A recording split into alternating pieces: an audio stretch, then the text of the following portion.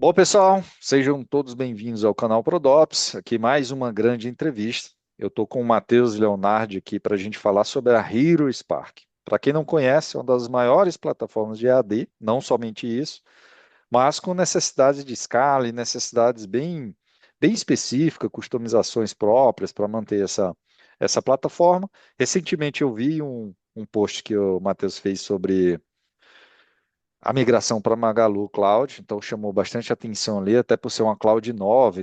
Tu estava trocando a AWS, não era isso, Matheus? Trocando a AWS, Exatamente, mais de uma década de AWS. e o que não é tão comum assim, e a gente aproveita e explora esses temas em conjunto aqui com vocês. Bom, Matheus, aí já, como é praxe do canal, tradição, eu deixo o próprio entrevistado se apresentar, falar um pouco aí sobre o seu trabalho na empresa, sobre a evolução da empresa, enfim, fica à vontade. Boa, obrigado, meu fonte, pelo convite. Um prazer estar aqui conversando contigo, compartilhar um pouquinho da minha trajetória, da minha experiência ali, do que a gente vem aprontando aí no mercado. Eu sou o Matheus Leonardi. O pessoal na comunidade às vezes me conhece mais como Leonardi, porque tem muito Matheus aqui na Hero Spark. Quando eu entrei, tinha, sei lá, seis ou sete. Aí eu olhei assim e falei, cara, se falar Matheus, ninguém vai saber quem é. Daí eu adotei meu sobrenome e ficou como chave primária e é isso. Então, enfim, na comunidade também me chama um pouquinho mais, mas enfim, pelos dois eu atendo. Matheus, Leonardo, eu sempre olho. Trabalho com desenvolvimento de software aí, já está indo para 17 anos, agora em agosto, dia 4 de agosto, eu acredito. Completam 17 anos já de carreira, desde que eu tive ali o meu primeiro estágio e comecei, depois nunca mais parei, né? Foi realmente uma adicção com software. Sempre gostei muito de dados, então acabo tendo muito mais proximidade com dados, back-end, infraestrutura e front-end. Eu só sou bom em fazer piadas, mas tem bastante gente que discorda, fala que minhas piadas são ruins com front, então é isso, faz parte também. Mas é isso. Trabalhei já com muito banco de dados relacional, já trabalhei com Big Data em alguns cenários bem críticos e interessantes, e nos últimos anos trabalhando mais com MongoDB ali na parte de não relacional. Sou MongoDB Community Champion e principalmente CTO da Hero Spark, onde eu venho aí há quase 5 anos mudando a realidade da empresa, dos nossos infoprodutores e viabilizando que as pessoas possam compartilhar o seu conhecimento de maneira segura, de maneira escalável, conseguindo vender, vendendo bem, vendendo fácil, né, tendo as ferramentas corretas para isso, né, com uma ótima UX. Então é isso. Acho que é um resumo ali, um apanhado. Acho que seria esse.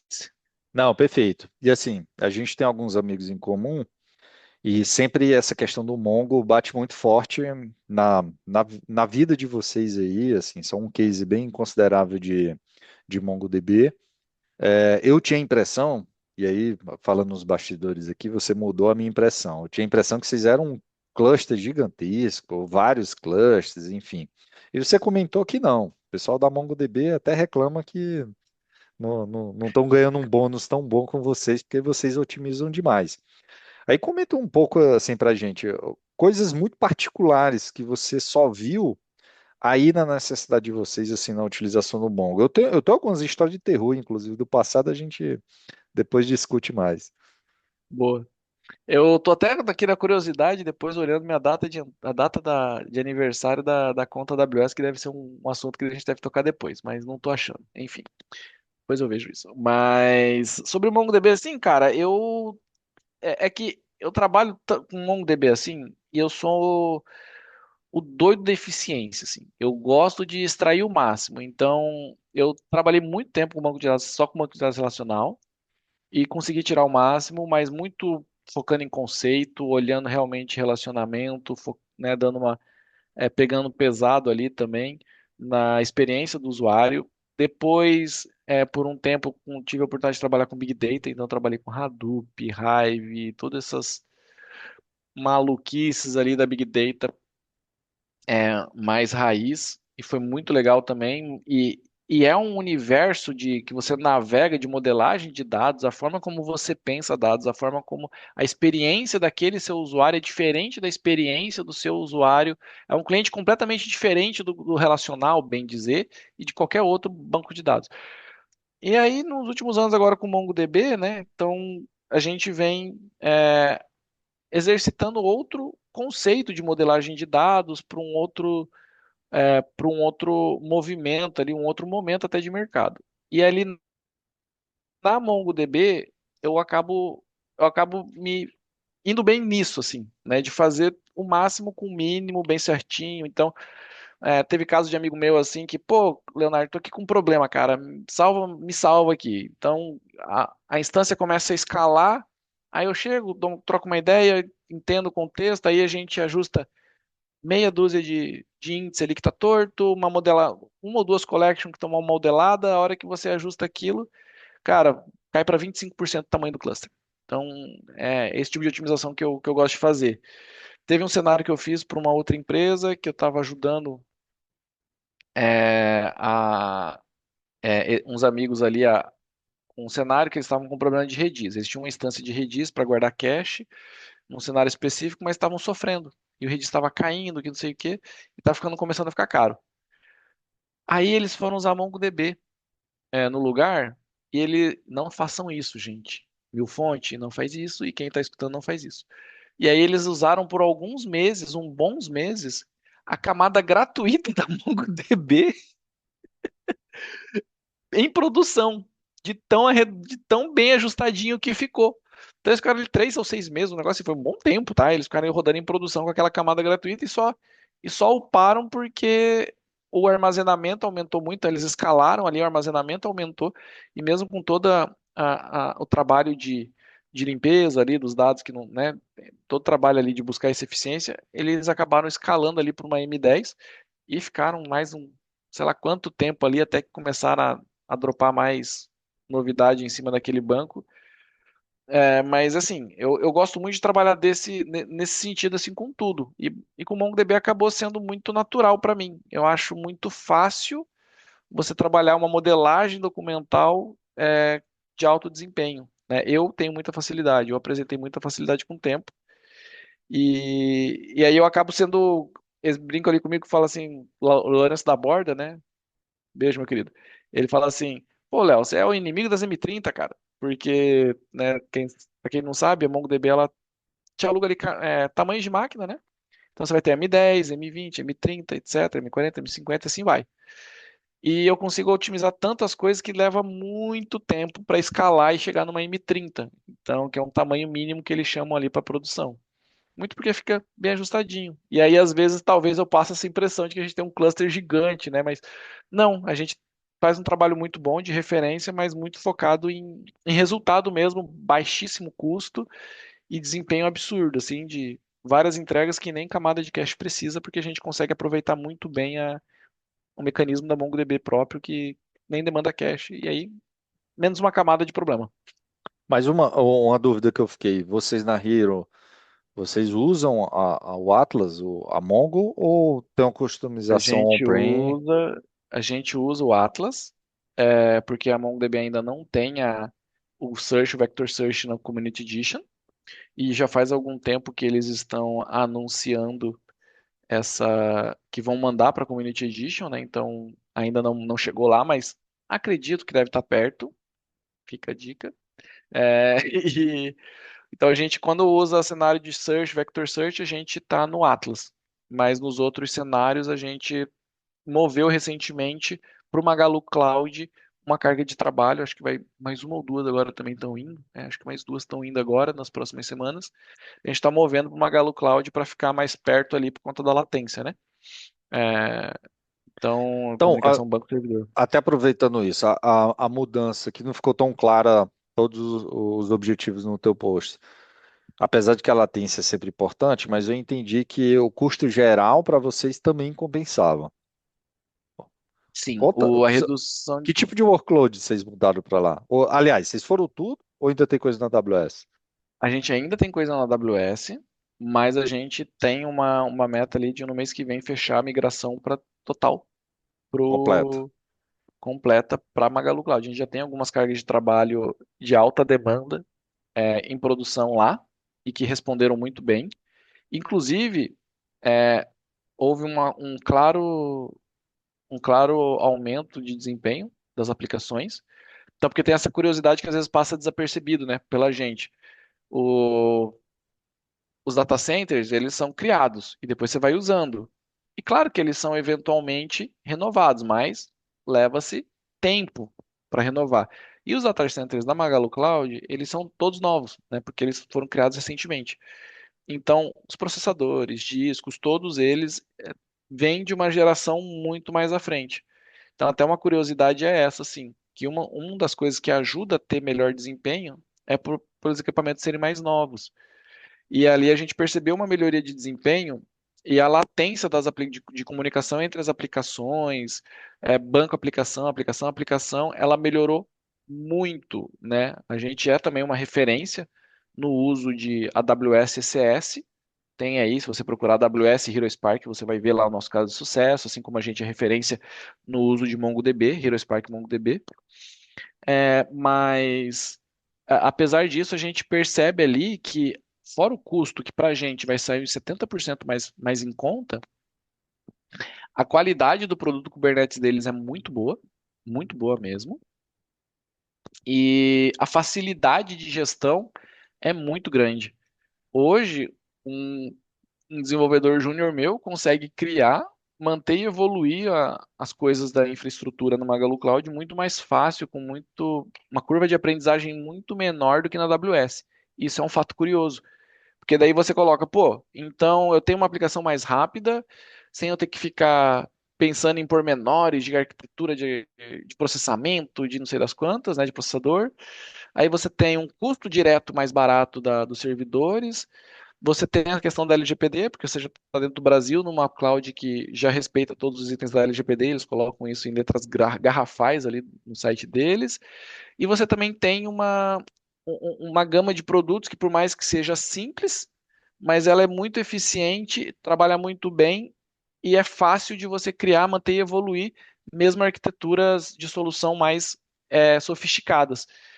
Então você pensa, pô, por que não, né? Por que que eu não vou tentar? Então me veio muito na cabeça isso, que é mais ou menos o MongoDB uns anos atrás, quando todo mundo falava mal, eu falei, cara, mas peraí, mas tem alguma coisa, né? Então a gente olhar isso e racionalizar é um exercício que eu gosto de fazer e por mais que seja difícil você se desapegar de conceitos e questões já bem estabelecidas, né? É sempre um exercício legal. E até importante, né? Eu fiz esse movimento sem nenhuma pressão. No sentido, não tinha meu CEO me pressionando, não tinha meu CFO me pressionando, não tinha board me pressionando, não tinha ninguém me pressionando. Foi um Foi eu que trabalho paguei foi o proativo de trabalho, tecnologia. foi o Entendi. trabalho proativo nosso. Então, você olha, pô, mas o Leonardo está falando que eles têm um histórico de ter reduzido mais da metade do custo de infra no intervalo de 2 anos e ter crescido mais de 10 vezes naquele ponto. Se eu pego uma janela de 3 anos, meu custo subiu só porque o dólar subiu, porque a fatura em si caiu um pouco ainda mais. Então quer dizer que o custo continuou reduzindo, então a gente continuou otimizando. A gente escalou mais ainda o negócio, tipo, muito. E aí eu dropei mais de 50% do custo naquele tempo, aí agora, a hora que eu vou para Magalu, eu vou dropar mais 70%, e falo, pô, cara, mas É, é isso, sabe? É tipo a gente entender quais são os momentos que faz sentido a gente gerar esses movimentos, né, essas mudanças, olhando para o negócio. Porque daí eu olho, pô, vou reduzir o custo direto meu de infraestrutura. Então, meu EBITDA, enfim, todos esses indicadores de negócio, eles melhoram. E sobra mais dinheiro para eu investir em questões que fazem o negócio alavancar. Então, é sobre você também ter uma correta administração do seu budget em prol da empresa. Cara, eu fico até imaginando assim, a surpresa do CFO, porque CFO não tem nem costume de elogiar, né? Ele nem sabe elogiar, que sempre ele está cobrando. Então, eu fico imaginando a alegria dele em ver um movimento proativo da tecnologia e fazer uma redução tão drástica assim de custo. Aí conta para mim, que eu não conheço a arquitetura de vocês. Assim, vocês rodavam Kubernetes gerenciado, ou já era on-prem não, desculpa, era custom, era o vanilla ali. Como é que vocês estavam rodando? Eu Boa. tinha pouco dependência de serviço gerenciado da AWS. Até um. um comentário sobre a questão do CFO. Eu tenho um forte pressentimento de que ele tem uma foto minha no meio da sala dele, na cabeceira da cama, alguma coisa assim, porque eu trouxe paz e tranquilidade para a gestão financeira da engenharia. Mas há alguns anos, né? Isso só melhora. Mas a questão ali da arquitetura, de solução, a gente te fazia um uso grande de Event Bridge, SQS, naturalmente.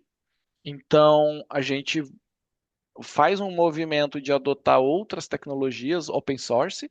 Então, a gente passa a usar RabbitMQ, a gente passa a usar essas alternativas de mercado open source para a gente poder fazer o on-premise ali, né, o self-hosted.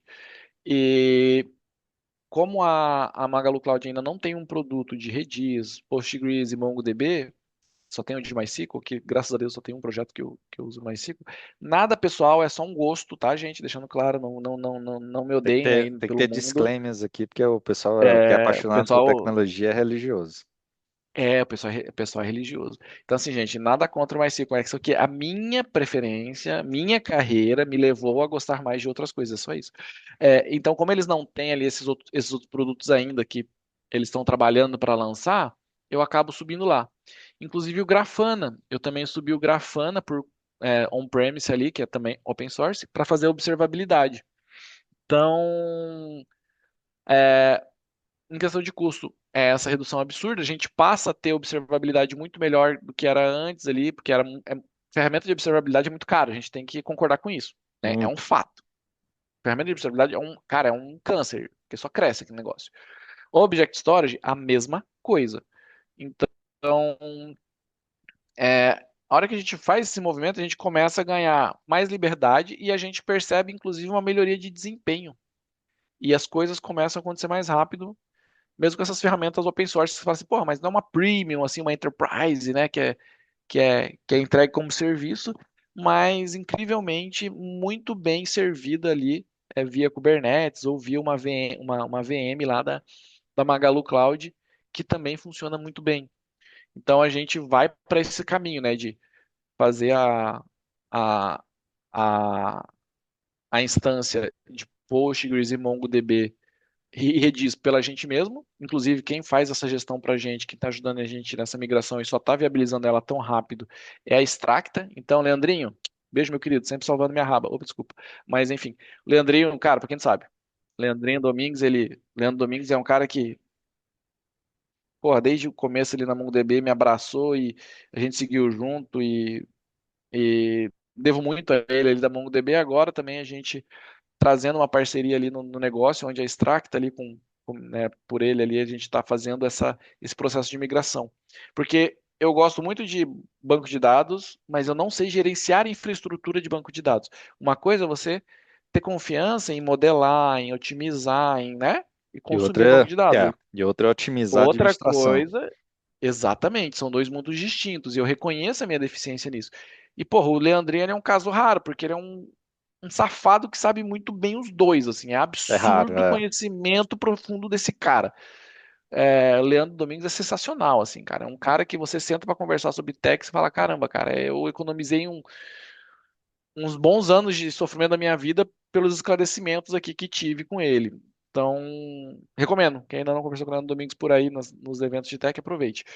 Então, ali com a Extracta, eles estão migrando ali, então eles estão subindo a instância, fazendo negócio, estruturando. Então, a gente está trabalhando ali também com Infra as a Code, com Terraform no Magalu, para poder ser replicável, enfim.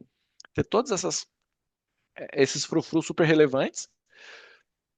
Mas aí a parte web tem um dev meu tocando. É um dev meu que está há alguns meses ali tocando e desenvolvendo, né? No começo do projeto, por uma questão de roadmap, coisas nossas, ele estava tocando a migração e tocando também uns bugs, umas coisinhas ali, umas emergências que surgiram, mas agora, nas últimas semanas, eu consegui fazer ele focar e a gente vai conseguir cumprir o prazo, entregar ali tudo certinho para fazer andar. Então, a gente está mudando, né? Então, a gente tem micro monolitos, né? Então, não é nem microserviço, nem monolitos, a gente tem micro monolitos, então a gente tem capacidade de vender separadamente os nossos serviços ali, né? Então, é, parte dali, e aí esses micro monolitos eles se conversam, às vezes por evento, às vezes por request ali web que acontece de maneira fechada, né? Intranet ali. Então nessas conversações a gente vai usar Ruby on Rails com, né, com RabbitMQ, com um Sidekick, tem um projeto que a gente usa o Rescue, então aí a gente vai se comunicando ali, né? Então uma hora a gente conversa com o MongoDB, outra hora com o Postgres, depende do banco, Redis volta e meia, em alguns casos a gente está jogando cache de borda, então como a gente está saindo da AWS e tudo, eu migrei todo o meu Object Storage, para quem não sabe, o equivalente ao S3 são os arquivos, né? Os arquivos, imagens, vídeos, que a gente é uma plataforma de infoproduto. Então, a gente usa muito Object Storage, a gente armazena muito arquivo. Então, a gente moveu tudo isso para a Asian, novamente, outra empresa brasileira. Olha que maneiro. Porra, olha como que o ecossistema de Deep Tech do Brasil está ficando forte pra caramba, né? Começa a ver Magalu Cloud, Asian, etc. Você começa a ver várias empresas muito boas para fornecer serviços que antes pareciam que só gringo saberia fazer, né? Então a gente moveu para Asian e ali a gente vai ter armazenamento e distribuição, né? O CDN, e aí vai ter o WAF, cache de borda, enfim, todas essas é, parafernálias super relevantes também.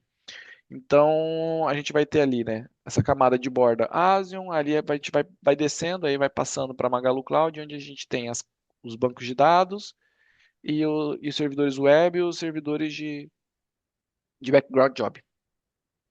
Cara, então, deixa eu só dar um passo atrás. Eu vou falar em outro assunto. Eu queria voltar depois nessa questão do Ruby on Rails. Tem algumas dúvidas. Eu trabalhei com o Ruby on Rails grande parte da minha vida lá atrás, quando eu era mais hands-on. E não acompanhei o Rails nesse mundo cloud. Assim, tenho várias. Tem alguns amigos que ainda trabalham, mas tenho várias dúvidas. Mas deixa eu dar um passo atrás antes disso. Que Você falou ali sobre a observabilidade ser cara, e realmente é muito caro. As próprias ferramentas, as enterprises, você tem um mundo open source, onde você tem que ralar muito para poder tunar as coisas, ligar, etc. Mesmo quando você escolhe, vou para Elastic, Elastic, assim, é diferente você usar Elastic Cloud e ter que construir o seu cluster, e ter como você falou, a administração é uma coisa, desenvolvimento é outra, completamente diferente. Uhum. E nesse mundo de observabilidade, eu tenho alguns amigos, bom, tem o Bruno Pereira que participa de um grupo lá de CTOs com a gente, que tem a Elva, eu estava conversando com ele justamente sobre esse ponto. Por ser tão caro, quase nenhuma empresa que eu conheço utiliza a observabilidade em ambientes que não são produtivos, que não são produção. Então você tem empresa ali que tem pré-prod, homologação, fora os ambientes de teste. E, cara, praticamente você não tem nada de observabilidade. O pessoal roda o que tem, quando precisa descobrir alguma coisa, Uhum. fica catando direto em arquivo de log, alguma coisa assim. Como é que funciona essa parte de vocês? Como é que vocês estão se virando para ter alguma coisa nos ambientes que não são, ou não tem hoje, e precisam corrigir? Como é que você tem tratado esse tema? Cara, é tudo sobre custo. Então, observabilidade, a gente não tinha em ambientes prévios à produção, agora a gente tem. Yay! Isso é uma grande vitória. Mas, novamente, isso é uma questão de custo, né? Você tem que cortar custo às vezes e faz parte. Mas você não ter observabilidade de staging é você não ter condições de fazer um teste de carga prévio e saber onde que dá para melhorar. É você não conseguir reproduzir um cenário que está ruim em produção e você fazer um teste de carga sob demanda de algo que já está rodando, que está dando problema. Então, você ter esse teste, esse ambiente de staging é muito importante. E tem alguns outros projetos nossos também que não tinha ambiente de staging, por uma questão novamente de custo, porque pô, você vai subir, você vai pagar em dólar. Aí o dólar é uma maluquice, tá toda hora oscilando, vai chegando perto de fechar a fatura, ele dispara. E aí ele fecha com a fatura ele fecha lá em cima e a fatura, ó, VAP em você. Então, a gente vinha sofrendo muito com essa questão de custo. é, e agora a gente vai conseguir resolver. Então a gente vai fazer sim.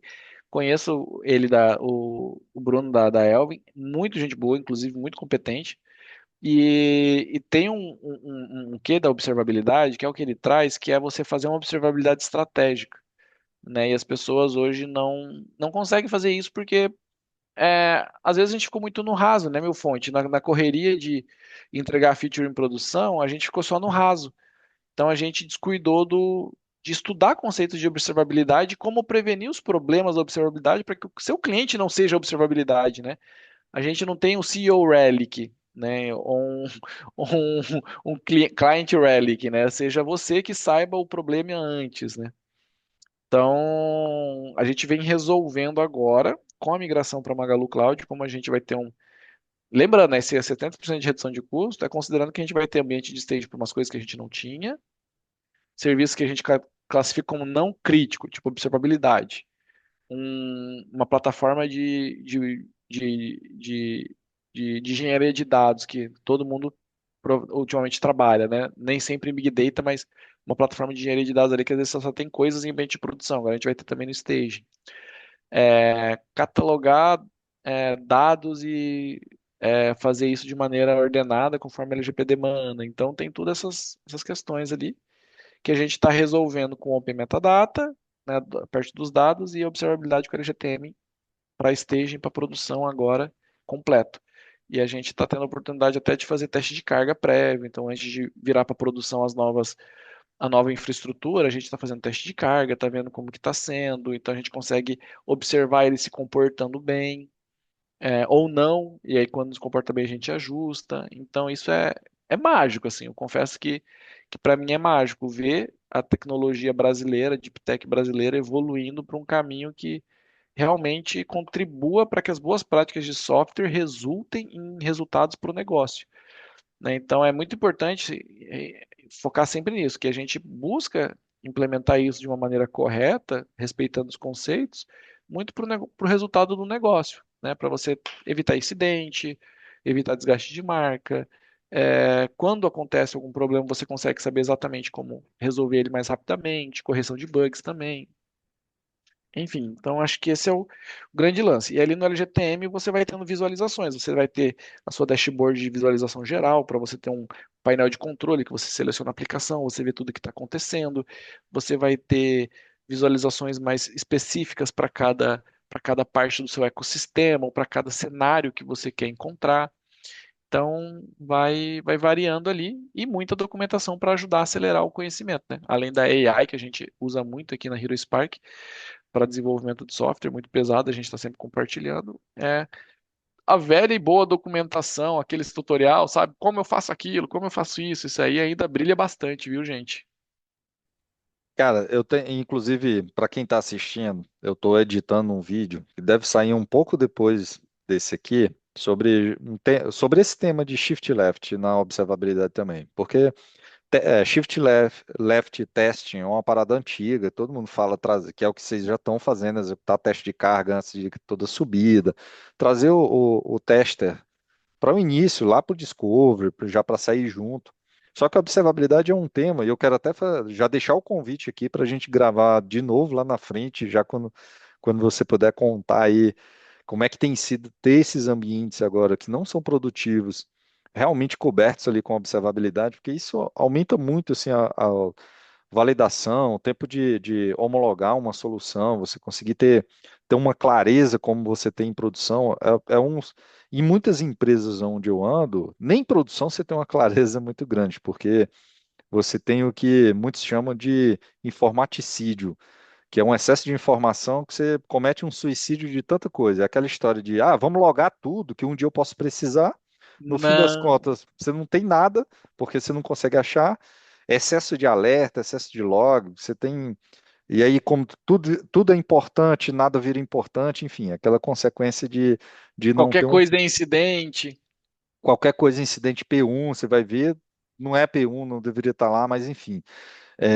E é super importante esse ponto. Voltando ali para o tema do Rails, assim, até pensando em Kubernetes, nesse mundo de escala, de cloud, como é que vocês, hoje está tudo em volta do Rails ou vocês já estão começando a fazer alguma coisa em Go, em Rust, sei lá, alguma coisa assim? Cara, tudo Ruby on Rails. Assim, nada hoje no meu cenário para o meu contexto de Hero Spark, me convence de que a gente precise de algo diferente. Não hoje, porque todos os meus cenários eu rodo com uma infraestrutura muito enxuta e vai ficar mais enxuta ainda na Magalu Cloud com algumas otimizações que a gente está fazendo. Então eu sempre olho para isso assim, né? Então vamos lá. Eu tenho aqui uma API só de leitura que serve para um cenário específico, atende uma demanda específica muito bem. Eu construí ela em Ruby on Rails. Por que que eu fiz em Ruby on Rails e não em Go?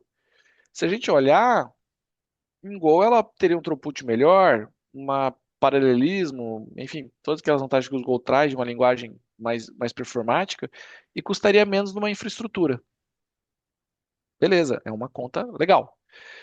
Mas, cara, a hora que eu boto isso para produção, mesmo sendo um volume pesado, como a minha base de dados é muito otimizada, a forma de busca dela é muito otimizada, o tempo de resposta do meu servidor web é rápido.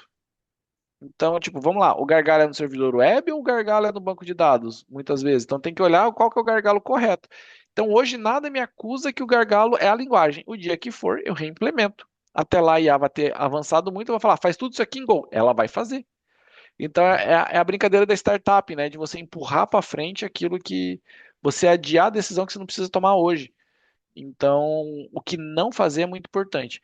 Porque daí vem os custos escondidos. Tá, beleza, vai consumir ali metade do servidor. Mesmo no meu cenário, digamos que consuma metade a menos no meu servidor. Naquele cenário, vai me trazer uma economia de, vamos chutar aqui, tô falando um número qualquer, tá? Sem nenhuma conexão com a realidade, só para ficar fácil. R$ 1.000 por mês. Mas, cara, me economizou R$ 1.000 por mês. Beleza, minha infra na Magalu já vai ficar bem mais barata, já vai ser um baita alívio.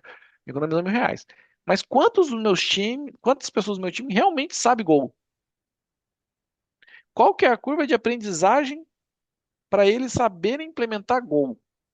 Tanto para implementar coisa nova ou quanto para dar manutenção naquilo que eu fiz, naquele monstrinho que eu criei.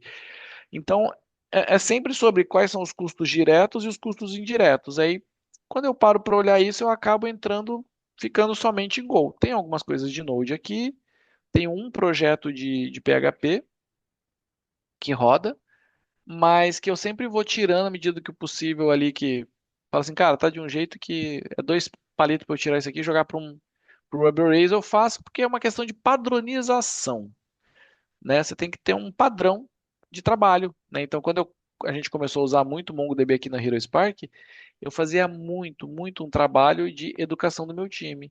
Ensinar modelagem de dados, ensinar a forma correta de pensar MongoDB, ensinar a tomar decisões olhando para MongoDB. É da mesma forma que eu ensino eles olhando como que eles vão tomar decisão olhando para bancos de dados relacionais, porque às vezes fala, tá com um problema aqui, talento, é só aumentar a quantidade de servidor ou o tamanho do servidor web.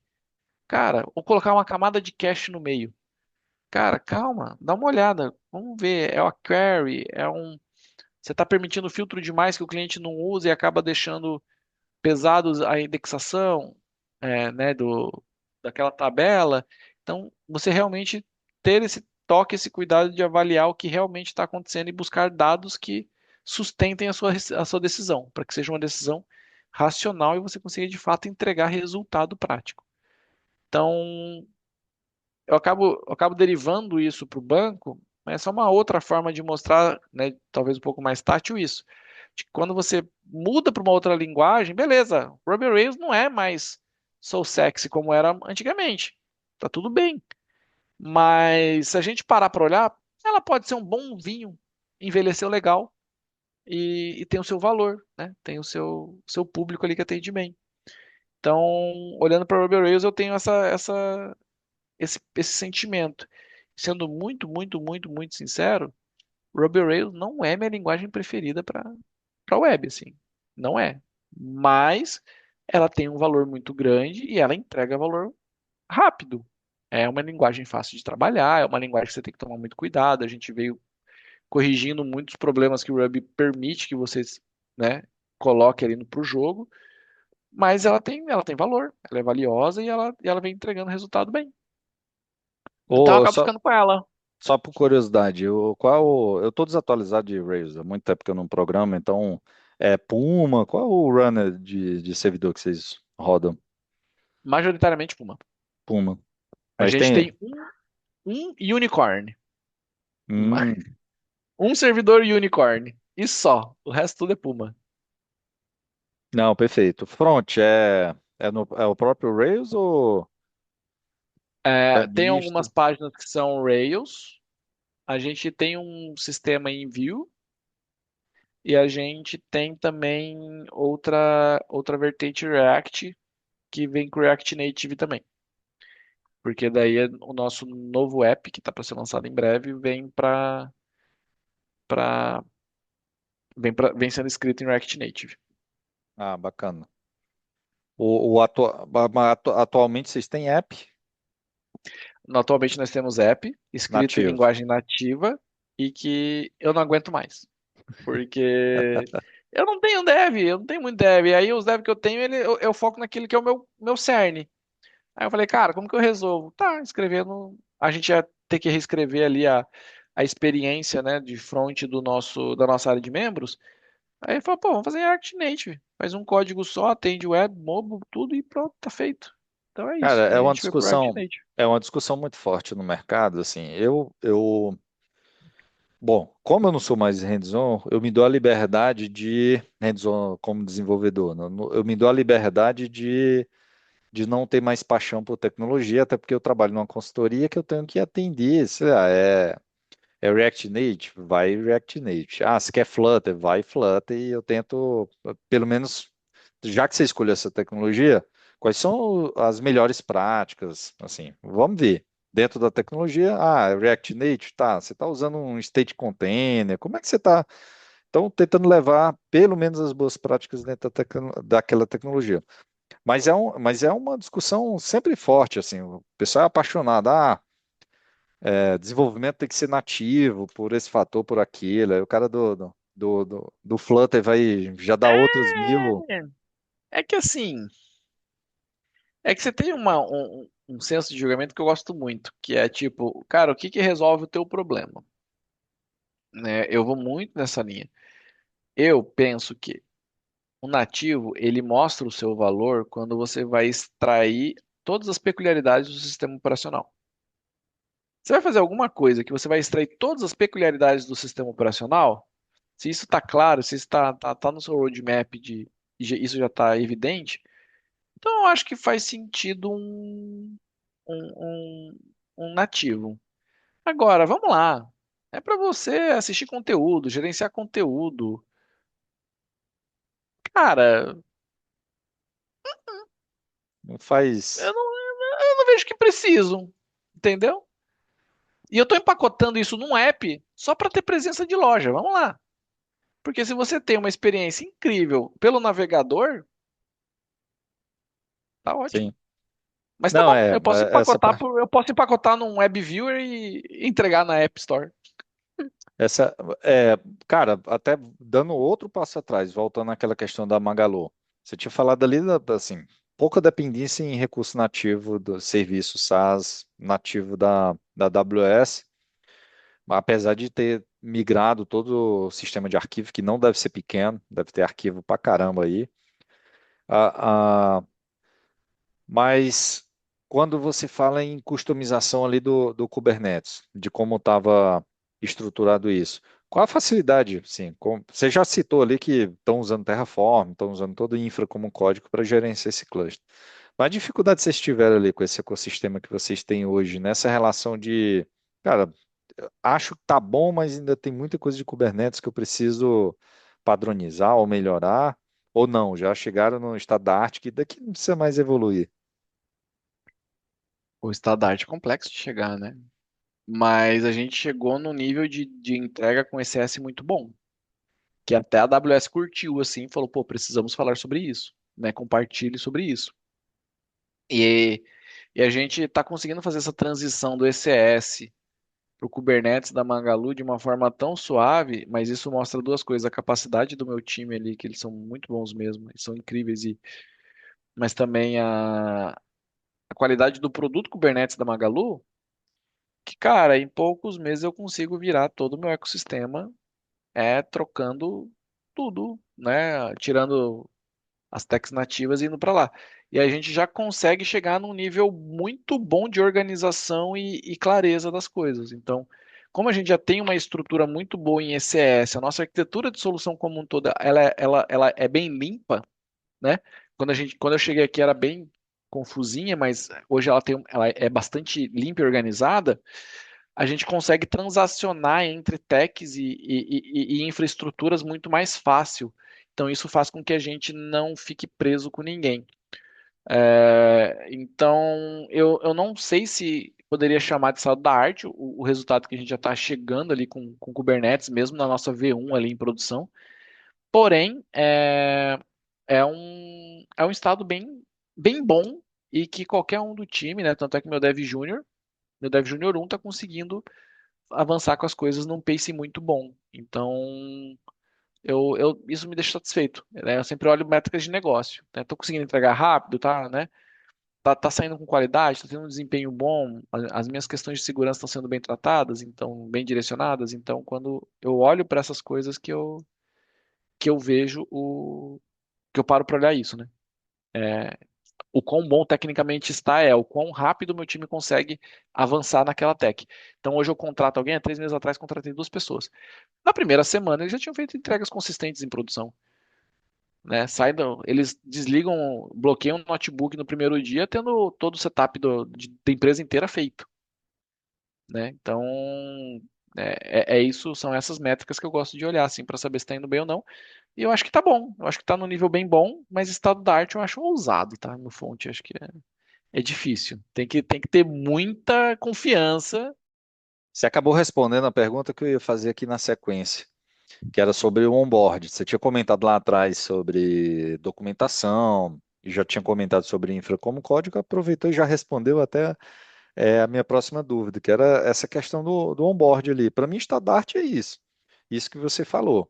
Muito mais de como está escrito é quão produtivo, confiante o time é. Pô, se o cara entra na primeira semana. Cara, eu tenho um exemplo de empresa, por exemplo, quando eu era sócio do Bruno, lá atrás, que a gente tinha a Rivendell, depois foi comprado pela Mandic, a gente atendia alguns clientes, que só para você ter ideia, tinha um caso de um cliente que era 2 meses para um dev conseguir ser produtivo. O que é que eu estou Meu chamando de produtivo? É o Deus. cara realmente ter feito um código que chegou em produção. Sim.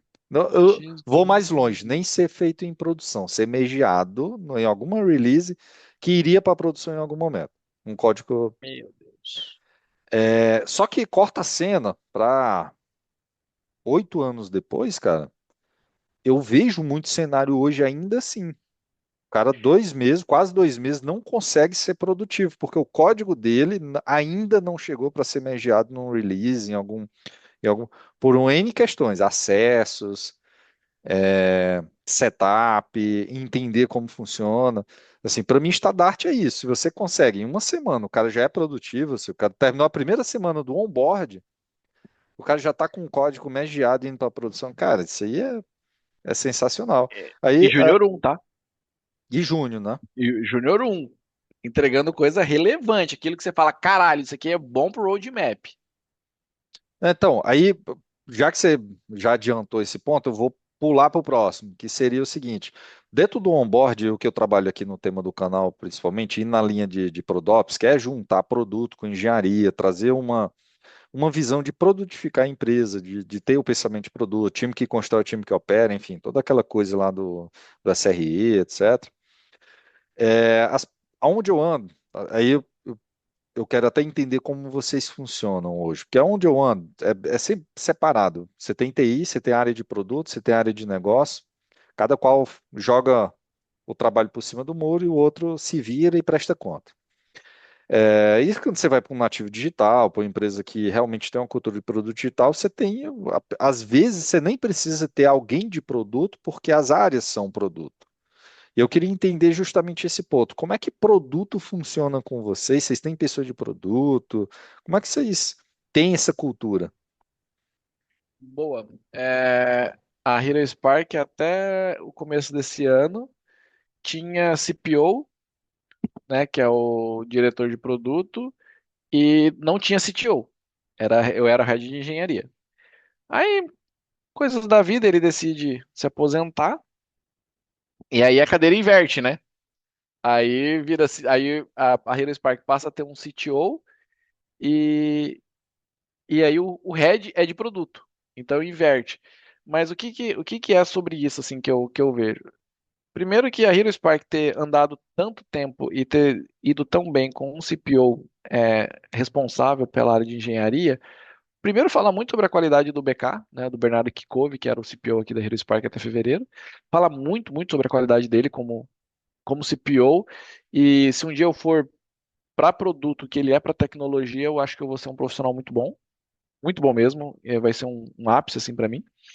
Então fala bastante sobre a qualidade individual dele como profissional, mas é muito sobre momento de empresa, de mercado. Startup tem muito esses momentos. Tem hora que ela, por uma questão, ela no movimentos naturais do mercado, pô, é, o assunto mais importante é produto. Então acaba que o foco vai ser ele produto, o CPO, ele vai ter essa liderança mais forte ali.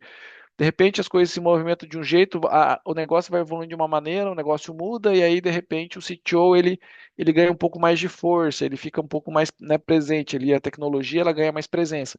Então nesses movimentos eu enxergo com muita naturalidade e a gente tem um trabalho muito de companheirismo com maçarico no bumbum, né? Que é o quê? Cara, numa questão catastrófica, a gente vai se ajudar, não importa o que seja. Não vai ter meu papel, seu papel, vai ser temos que sobreviver. Ponto. Porém, no dia a dia, a gente precisa um colocar maçarico no bumbum do outro.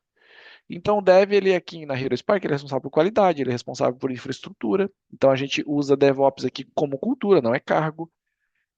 E isso entrega resultado para o negócio, não é uma questão filosófica, é uma questão que entrega resultado para o negócio desse jeito. E o produto, ele é responsável por gerenciar produto, ser estratégico com o produto. Então a gente tem ali o time de produto que tem muita liberdade, os PMs, de colocar o maçarico no bumbum dos tech leaders e do time, e os tech leaders também têm a liberdade de cobrar aquelas questões que o produto às vezes precisa evoluir. E esse atrito é muito importante, que a gente sempre, às vezes a gente tem um instinto natural de não ter atrito com nada nem ninguém. E isso me parece bem fantasioso, assim, né, principalmente profissionalmente. O atrito ele é importante, a divergência ela agrega. Então, a hora que a gente tem um atrito, mas encaixa ali, pô, o negócio vai, entendeu? Aí o negócio funciona. Então, a hora que a gente consegue convergir, aí o negócio anda. Então, acho que esse é uma fortaleza muito grande da Hero Spark, assim, de fazer com que as discussões técnicas de produto e de design ali, que a gente tem uma puxada de user experience muito forte em todas as camadas, seja tão consiga gerar esse atrito, mas consiga também convergir no momento certo, olhando pro negócio, não é o que eu quero, não é o que fulano quer, não é o que ciclano quer, é o que é importante para a empresa. Então, com o produto a gente tem trabalha muito essa visão assim, né? Eu tinha uma relação muito forte com o BK assim mesmo. Até hoje, sinto saudade de conversar com ele, assim, eu virou board agora, não conversa mais tanto, mas sinto muita falta de conversar com ele, porque a gente tinha uma troca muito legal, eu aprendia muito sobre produto, sobre mercado com ele, e ele aprendia uma outra visão sobre o mercado comigo, e uma visão tecnológica, estratégica diferente daquela que ele tinha como produto. Então a gente fazia casar muito bem, e aí nessas inversões que acontecem na vida, é, a gente consegue ainda conciliar e ir tocando, assim. Então é muito sobre, tá, produto tem essa visão, então quais são os dados, quais são as estatísticas, o que que está nos mostrando, mas também tem um quê de feeling. Pô, qual que é o teu feeling com relação a isso? Porque às vezes você tem que ir contra os dados, né, para para sair do óbvio. Então, e para chegar a um resultado surpreendente. Então tem muito esse equilíbrio, né? A gente trabalha muito bem com o produto. Então é um maçarico no do outro, assim, e tá tudo certo. A gente vai seguindo, assim. E não se incomodar com treta, porque, cara, treta vai surgir, só não leva pro coração, você só não pode dormir brigado, entendeu? Tem que dar um jeito de, ô, cara, ei, vamos conversar de novo, tal, não sei o que, e se resolver. Porque no final do dia é sobre negócio, é sobre empresa, não é sobre pessoas, sabe? O brasileiro sofre muito com isso, cara. É engraçado, assim, é da nossa cultura, acho que latino, né? A gente mistura muito o trabalho com a vida pessoal, leva como ofensa pessoal uma crítica ao trabalho, por exemplo. Que o europeu, o americano já é mais tranquilo. Pelo menos o europeu, eu trabalhei com português, Cara, várias nacionalidades, cara, assim, a gente se mata aqui, sai, vamos beber, vamos beber. Pronto, sair do ambiente de trabalho, cara, é trabalho, gente, deixa Hum, lá. É, mas é muita coisa de brasileiro. A gente leva uma crítica ali, pô, o cara tá falando contra mim. Não, não é isso, é uma ação, enfim. é. E, cara, vamos pular para o outro lado. Gestão de incidentes. Como é que funciona hoje? Vocês são muito a cultura, pelo que eu ouvi até agora, de time que constrói, time que opera, né? Time dos devs tem que entender de infra, então é DevOps como cultura e não como cargo. Mas como é que funciona essa parte da gestão de incidentes? Vocês fazem, todo mundo fica on call, tem na escala, atende, ou tem um time que cuida de operação, tem um time de plataforma, como é que funciona isso? Tem um grupo de WhatsApp que a gente tem os monitoramentos, né? De questões críticas ali, de fora do ar e tal, que daí manda pro SMS a- a- as, as notificações. E aí tem uma eventualidade de negócio que acontece de vez em quando, que a gente, tá conseguindo fazer isso, o cliente tá no lançamento, teve esse problema, e aí você tem que atender. Então, escala a gente não tem, a gente tem um time muito enxuto, então a gente não tem escala. Mas, obviamente, eu como CTO tenho que dar um jeito de acontecer. E aí eu conto muito com a boa vontade da minha liderança técnica. E a minha liderança técnica é muito de boa. Porque a gente tem uma cultura aqui muito forte de, cara, se tu precisar ir no médico, ou se tu não tiver legal, eu não vou te pedir atestado médico, eu não te peço comprovante de nada. Eu vou na tua palavra. Às vezes eu pego um atestado médico, cara, pô, tu vai ficar 5 dias afastado. Eles até sentem vergonha, às vezes, de apresentar atestado médico pra mim. Essa é uma curiosidade. E aí eu falo, não, mano, se o médico te falou, porra, você tá trazendo, é importante pra ti, é importante pra gente, porra, tudo bem, vai lá, vai ficar uma semana fora. E aí os caras ficam, voltam e tal. E então a gente trabalha muito essa confiança, porque a gente sabe que quem está com a gente, né? Então esse é um ponto importante, a confiança. Todo mundo aqui na empresa trabalha remoto, todo mundo, cada um num canto do Brasil, todo mundo.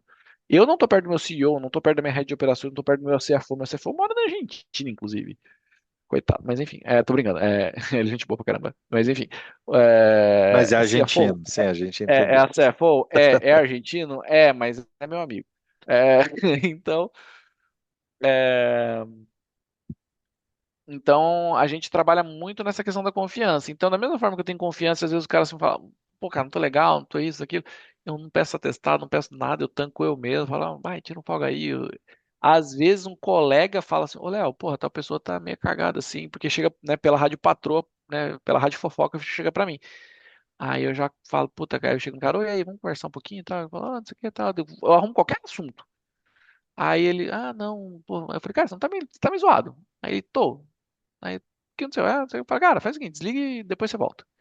Quando você estiver bem, você volta. Então, às vezes, cara, tira 1, 2 dias, eu não peço comprovante. Então, da mesma forma que eu tenho essa confiança com eles, e a gente não bate ponto, a gente né, tem um day off, inclusive, por mês liberado pra galera, na hora que precisa, eles atendem. Só que eu sou um cara muito preguiçoso. Eu trabalho para não trabalhar, meu fonte. Então, cara, tudo que eu puder fazer para evitar problema eu faço. Mas isso é bom para o negócio, mas melhor ainda para a saúde do time, porque senão você não consegue desenvolver o negócio. Se você só ficar correndo atrás do rabo, só correndo atrás de incidente. Então essa foi uma questão que a gente conseguiu assentar e é uma questão cultural, né? Porque às vezes o C-level lá acredita que o incidente é normal, faz parte e tem que ter, e aí acaba tendo um gasto enorme de rotação de pessoas, né? Para quem não sabe, rotação de pessoas, entrada e saída, gera muito custo direto e indireto para a empresa. É, você vai ter problema de desgaste de relação, você vai ter um problema de má vontade, porque, pô, uma hora o cara fala, pô, toda hora tá dando problema nisso, toda hora, e a gente nunca para corrigir. Então, eu faço muito essa gestão de corrigir na raiz para que não aconteça de novo. Então, eu gosto quando os problemas na Hero Spark acontecem de incidente, mas eu gosto quando eles acontecem somente uma vez. E eles vão acontecer somente uma vez. Não, Ponto. boa. Esse E, é um ponto. e até descendo nesse ponto, pelo que você está falando, a quantidade de incidentes é bem baixa, porque, cara, para não ter on-call organizado, etc., é porque, cara, vocês vivem bem na paz e o ponto que você já falou, trabalha em cima do RCA ali e já resolve na causa raiz o problema para que não volte a acontecer, que geralmente os incidentes, eu falo em todo ambiente que eu chego, cara, geralmente você tem 5 incidentes que te tornam o caos. entre 3 e 5. Cara, é sempre o mesmo problema. O War Room toda semana por causa do mesmo problema. Mas maluco dá um tapa, passa e sabe que vai acontecer de novo. Mas enfim, a liderança não resolve a causa raiz. Aquele incidente pequeno vai se tornando algo inadministrável ao longo do tempo. Ele se torna um monstrão. E É aí porque esse se acumulam outros incidentes menores. que provocados e que vão. Você faz uma gambiarra aqui, então você cria dois incidentes, enfim, fica igual os Minions ali, só multiplicando vilão. O- E nesse ponto de validação, cara, como é que vocês fazem code review? Tem uma pipeline super tunada? Tem cobertura de teste? Como é que é? A gente tem tudo isso. Teste end-to-end, teste integrado, teste de unidade, pipeline de CI/CD integrado, é liso, tem pull request, a gente usa cursor para acelerar os pormenores do desenvolvimento, mas também com a crítica ali do ser humano muito bem feita. Então a gente lança mão de tudo isso. E toda vez que acontece um incidente, a gente olha, cara, qual que é a causa raiz? Ah, foi isso. Então a gente vai tratar isso aqui para não acontecer mais.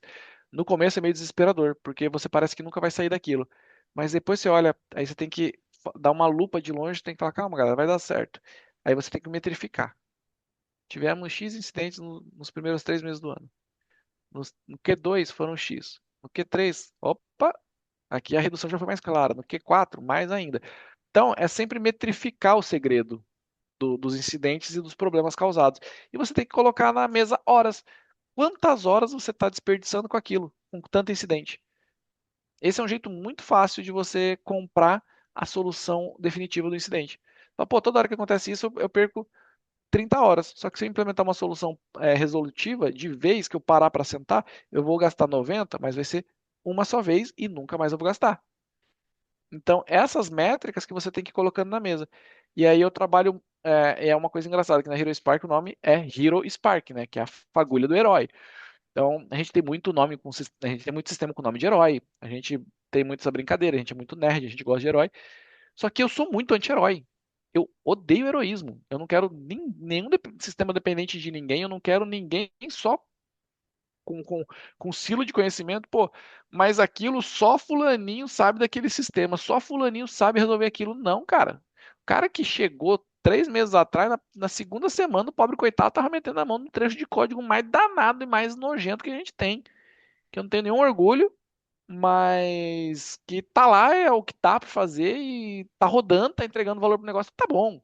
E ele foi lá, meteu a mão, fez, saiu do outro lado rapidinho, porque tinha documentação certinha, tinha um setup redondo. Então é isso, entendeu? Você saber ali que resolver causa raiz vale a pena. Porque justamente você perde sensibilidade, você fica puto, você fica estressado, você fala, porra, segunda-feira de novo, vou voltar para aquela merda, não aguento mais. Então você vira um passageiro da agonia, assim, literalmente, né? Porque as coisas vão acontecendo, a única coisa que você pode fazer é sentar no banco da agonia, esperar e ir passando por aquilo.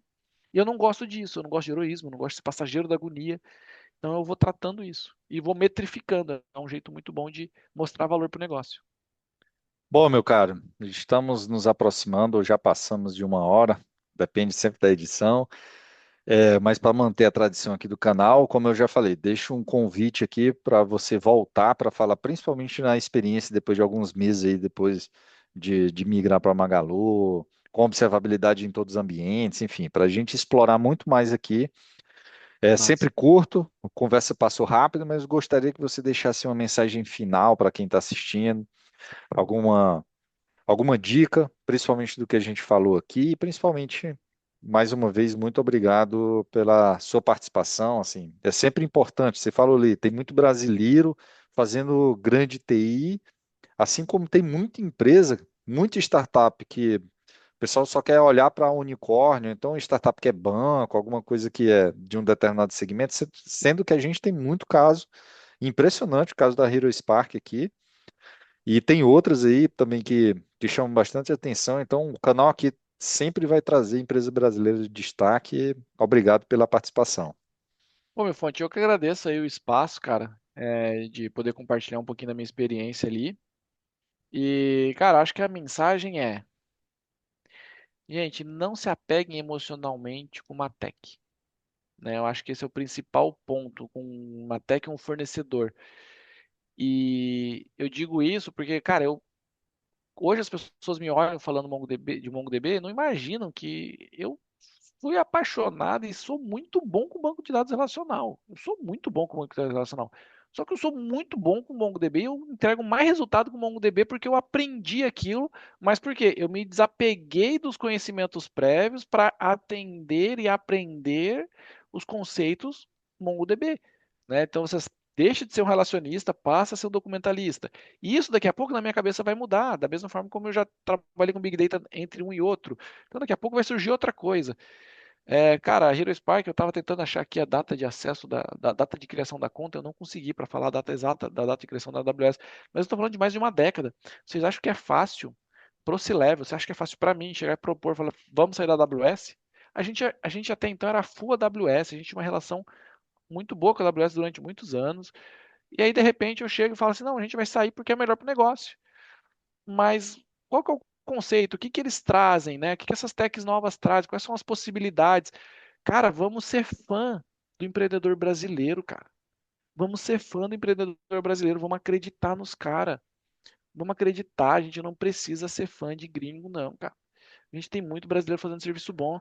A Asion, cara, ela, para serviço de borda e edge computing, né, que é basicamente a mesma coisa, né, mas só falando em termos diferentes para facilitar ali, cara, ela é muito boa. A Magalu Cloud está entregando muita qualidade por um preço muito justo, sem oscilação de dólar. Então, cara, vamos desapegar um pouquinho e vamos olhar também para valorizar, né? Porque a gente fala assim, pô, aí você fala, pô, ninguém valoriza meu trabalho de dev. Mas, pô, tu não valoriza o empreendedor brasileiro de tech, cara? Como que você quer ser valorizado como dev? Aí tu tá preocupado que a AI vai roubar teu trampo. Mas tu não tá pensando na resolução da causa raiz daquele bug, daquele emaranhado de código, olhando para o negócio. Então você tem que perceber quais são as métricas importantes para o seu negócio, para sua empresa, e tentar se guiar por elas estudando o conceito. AI vai evoluir, vai ajudar, vai ajudar. Mas, gente, você saber os conceitos ainda vai ser um grande diferencial. Então, eu acredito que você pediu uma mensagem, acho que eu passei pelo menos umas três ou quatro, peço desculpas pela demora, mas Nada, eu desculpa acho que, nada. que é Perfeito. isso, sabe? Acho que tem bastante coisa ali para explorar e, pô, é muito legal. Cara, vai lá no canal do Meu Fonte, olha as coisas, tem vários outros podcasts super legais para você olhar com gente que entrega resultado, com gente que entrega coisa e que sabe o que está falando. Carequinha do Mil Fonte, ela não surgiu do nada. Carequinha do Apesar de vinte e Leonardo, três anos, mas é. Carequinha do Leonardo também não. Entendeu? A gente já passou por muita coisa, a gente é velho de guerra, mas a gente muito tem a cabeça incidente, fechada. mas muita resolução. É isso aí. Exata. A gente de vez em quando sabe as bobeiras que fala, não sempre. Mas dá uma escutada nos tiozão também, né? Eu sei que vocês estão vindo aí agora no mercado, mas escuta um pouquinho a gente que a gente já passou um pouquinho por isso.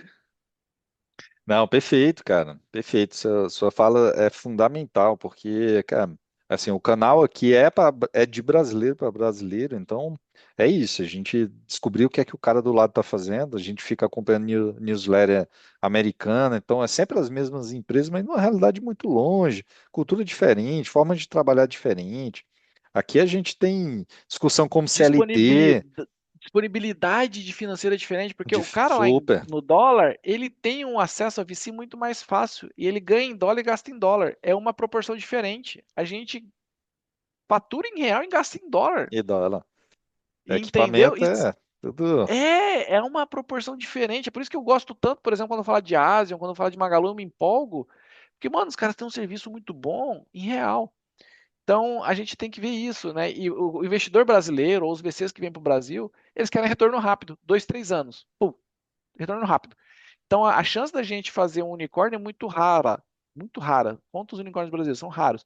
Agora você vai para os Estados Unidos, para a Europa, pô, os caras pensam em unicórnio para prazo de pelo menos 10, 15 anos, para talvez dar lucro, porque eles têm um conceito de longo prazo.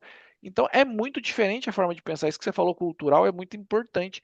Porque até nisso muda o ritmo de trabalho e a forma de cobrar, quais são as métricas que tu olha, a forma de fazer.